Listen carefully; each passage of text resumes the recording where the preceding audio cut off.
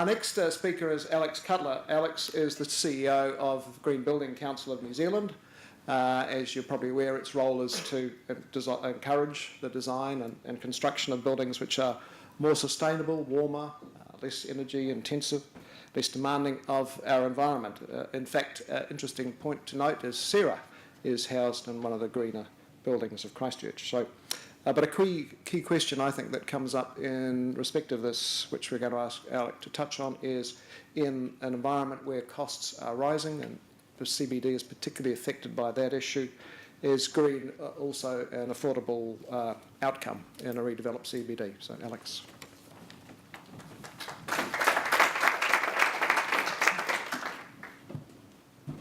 Thanks, Brendan.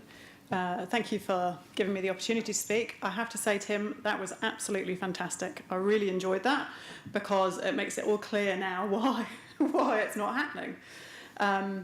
So just very briefly, you understand what the Green Building Council is now? We will get onto that.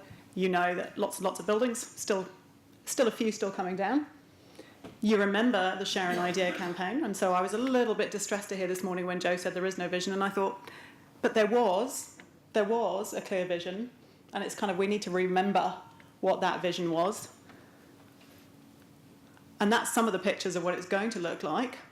The question is, what does a sustainable city mean? And when people say that to me, the word sustainability, well, what does that mean? I kind of assume that people do know what sustainability means. We are talking about something for the future that's vibrant, that's less energy intensive, that's great for people, it's got great public transport. I think that inherently we do all know what a sustainable city looks like. That was the plan. That's the progress in the central city. That's 150 buildings.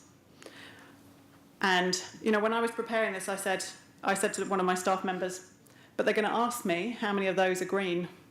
So I thought I'd make you a list. So, not including these. So we have 12 projects, 12 Green Star projects. So you all know what the Green Star is, a rating tool that we run, best practice rating tool. We have 12 Green Star projects in Christchurch. For example, the HSBC Tower, NZI3, Christchurch Civic Building, Solid Energy, Forte Health Building, that was opened about 3 weeks ago, is the first Green Star building since the earthquakes. I've got 2 Green Star buildings that are registered. I can't tell you what they are, but there are 2 buildings that are registered. I've got 2 in pre-registration, which are schools. I've got discussions with about 5 buildings. That's all for Green Star.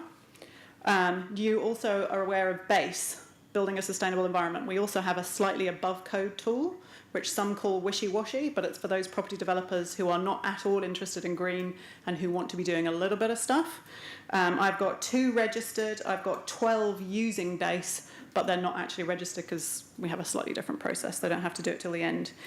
The next question you're going to ask me is, which of the anchor projects is going to be sustainable? The answer to that is I don't know. I've been trying to get the convention centre to be sustainable, a Green Star certified building. Justice Precinct, no idea. Health Precinct, no idea. Innovation, the Innovation Hub, ought to have sustainability in it. The Breathe, the residential project, has got Homestar built into it. That's our residential rating tool. And then again, the Metro, the sports facility, I don't know. So I'm feeling a little bit pathetic because not enough of this is green. However you define green, sustainable, and not enough of this is sustainable. And I agree that I think that there needs to be a degree of leadership going on. So you have got some. The big thing that we need to get over is this perception gap. People think that building a sustainable building has to inherently be more expensive. It does not need to be the case. So if this was a piece of World Green Building Council evidence. They asked a whole load of professionals who are building green-rated buildings around the world, how much extra do you think it costs to build a green-rated building? And the reality is that 29% of them said that a large majority said it costs 29% extra to build a certified green building. The reality is that it costs somewhere between 0 and 4. So that's out there. Now, I realise that this is global evidence and it's not necessarily specific to Christchurch, and you have land values issues, you have seismic issues, but in principle, if you decide the quality of the building, you start off right from the beginning, you use integrated design, and you plan from the word go.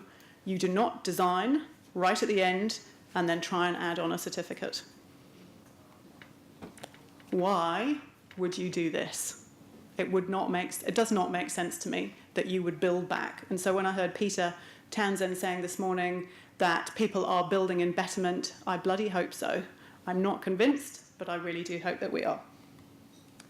Just in case you need any of my rating tools.